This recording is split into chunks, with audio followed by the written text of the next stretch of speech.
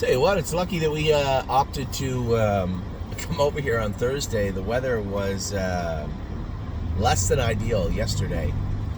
Somebody sent Amy a message this morning saying the I believe it's the I-90 from Buffalo to Ohio is closed.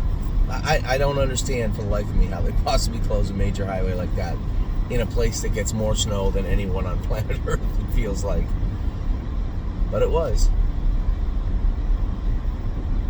So, a busy day for us yesterday. We were both wiped out, running around, doing stuff, went to the barn, on our way to the barn right now, and it is, I'll give you a little look at today. It is blowing, but it is -4. I guarantee it feels a lot like -10 with this wind. It is windy right now. But you know what? It's winter, it's here, that's the way it goes. I would much rather this than -1 and freezing rain, I can tell you that right now. Now, I want to give everybody a quick recap yesterday. Obviously, our Black Friday sales are over. Went off pretty much without a hitch. I was a little surprised with the horses that were bought, the shares that were bought, and surprised in both ways. Oddly surprised that there were still shares left of Capistrano Knights and Cheers to Beers, but we had priced them not that much higher right now, so I guess you guys will wait to see how they look over the next month. But both those horses have looked good. Working on Cheers to Beers shoeing right now, but that shouldn't be a problem. And then in the racehorse, I was not shocked. Fire and Shine was sold at the first share. Wendy must have been sitting there at her keyboard waiting to go at 7 a.m. because I saw the first junket of shares were sold of Fire and Shine at exactly 7 o'clock yesterday morning. She must have sold out immediately. Southwind Idex, I saw one of our clients is willing to roll the dice on him for the same reason I think that all of us were that stayed in on him, and the reason he's still in our barn. Snappy, slick gait, but his attitude was in question. Now they say he's been training great. James said he trained good the other day. So I'm intrigued. I'm interested to see how this plays out with him. I guess there's very little downside because he's a big, gigantic horse. He's always going to carry some value. So I guess that's the way to look at that. Who else was there? Trevino. I guess I wasn't surprised, but I was. Here's a horse with kind of deep roots in our barn that I felt trained good the other day. He is 12 seconds from me being able to tell you with confidence that he is going to be a racehorse for us in 2024 into 2025 and hopefully beyond, or not. So I guess the uncertainty there was obvious. So I guess it went off pretty well, top to bottom. There was people buying shares all week. Ended up with a share of I'm Fancy Like, and somebody said, well, she's in the sale on Monday. If we sell her on Monday, you're going to get a lot more than $220 Canadian. I can assure you of that. I suspect her claiming price Sunday night is $29. Would she be claimed? Maybe, because she is 7-5 in that race also. So that's very important.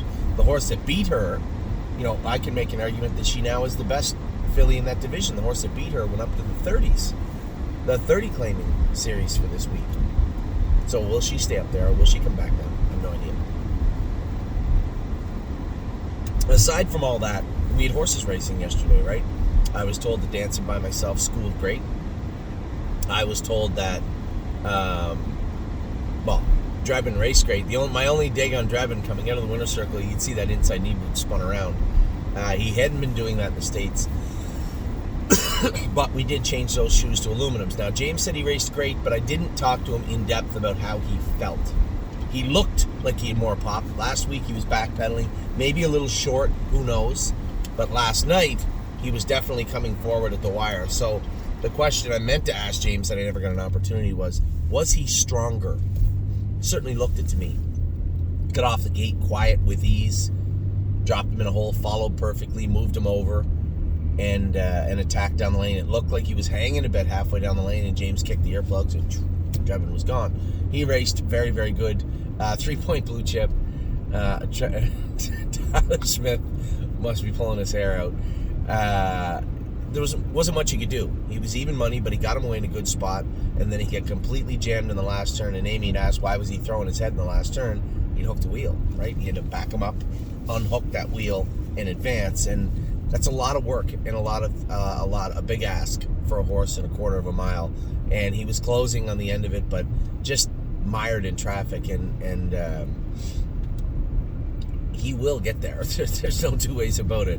It's not like he's racing bad. I don't remember the last time the 3 Point Blue Chip raced poorly.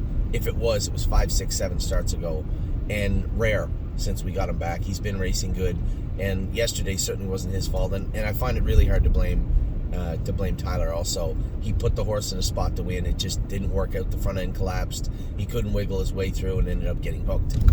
That's just racing.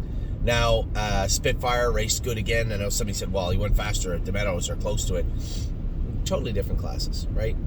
He was in a good spot. He ended up getting pin hooked in the last, hooked. We call it pin hooked. Hooked in the last turn where he never got his wheel hooked, but somebody kind of backdoored him, wheeled out around him, and was 3 wide and hit him pinned for a second. Well, that's where Brett could have moved him. And he didn't. It wasn't that he caught him sleeping or anything. That just wasn't the place Brett wanted to move him. So he opted to wait. Now in waiting, he ended up getting pinned behind those 2 horses backpedaling, moved him over, and he had to get him moving and advancing. But he was closing at the wire, and I thought the horse raced good.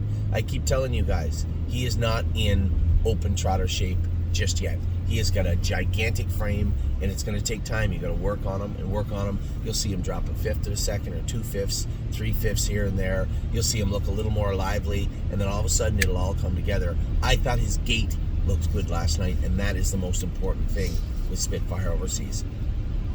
And then Tex race last night, kind of got in a spot where he looked flat, right?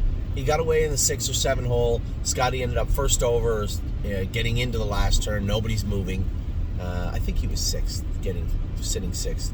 And he kind of hung in the turn a little bit, which he'll do, right? He'll do. When Georgia, I think it was Georgia drove, I'm not sure, but when he drove him, he was able to sit quite a bit longer midway around the last turn and then kind of move him as they came into the straight, and he trotted hard to the wire, where Scotty was on the move getting into the last turn. It's not his fault. He's got to get going.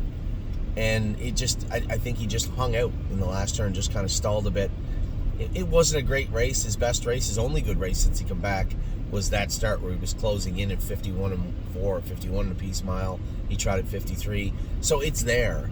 It's just keeping him there consistently and getting him in a place where we can manage him and race him in an appropriate way.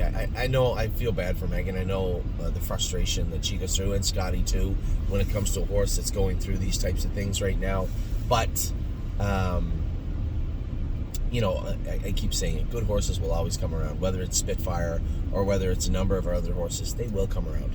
There's nothing stopping Tex Song Soprano from coming back to be a nice horse. He's sounder. He's feeling good. He's just kind of in a funk, it feels like, right now, and it's not the end of the world, and it's not rare at all.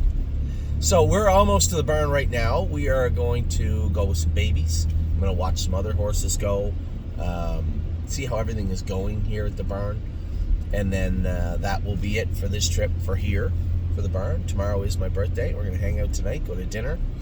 Tomorrow morning I'm going to go to breakfast with Curtis. James is in New Jersey. I found that out yesterday or day before. His horse. What's that? He's coming back. Oh, he's coming back to Saturday night? No, he's coming back in the morning, so he'll be landing at 8:30. Oh, so James is coming to breakfast. All right, cool. So good luck to him and everybody else tonight. We have just had What a Lady, What a Night tonight. There would have to be a seismic improvement for her to do much damage tonight. She's 12-1 morning line. Somebody asked, do we have reserve on her? No, we're not putting a reserve on her. What she sells for is what she sells for. There's a lot of the horses on that list. I think you guys are kind of understanding it now. And I explained it to a couple of people yesterday. It's simply the fact that they're not going to get in regularly. Their classes aren't filling the way that we had hoped. They're kind of in a spot where now they're moving up a class. Are they going to be able to do that here, or are they better suited somewhere else? And when it comes to all those non-winners of 2 and non-winners of 4 horses, we can replace them, right? Those horses are, if horse racing is our chessboard, those are the pawns, right? And there's nothing wrong with that. There's nothing wrong with that at all. But my clothes are over here. But that is what it is. So with that, we're here now. I forgot I left my driving suit. I left my driving suit at. It's an appropriate dog right here today. Looks like a big cotton ball. We're going to get our day started. I hope you do too. I hope it's warmer wherever you are. And if it's not, just stay indoors because it is cold today. Take care. I'll talk to you all soon. We got your videos to do all day. We'll get to that after a while. But for right now, I'm going to get changed and head over to Dominic's farm. Take care.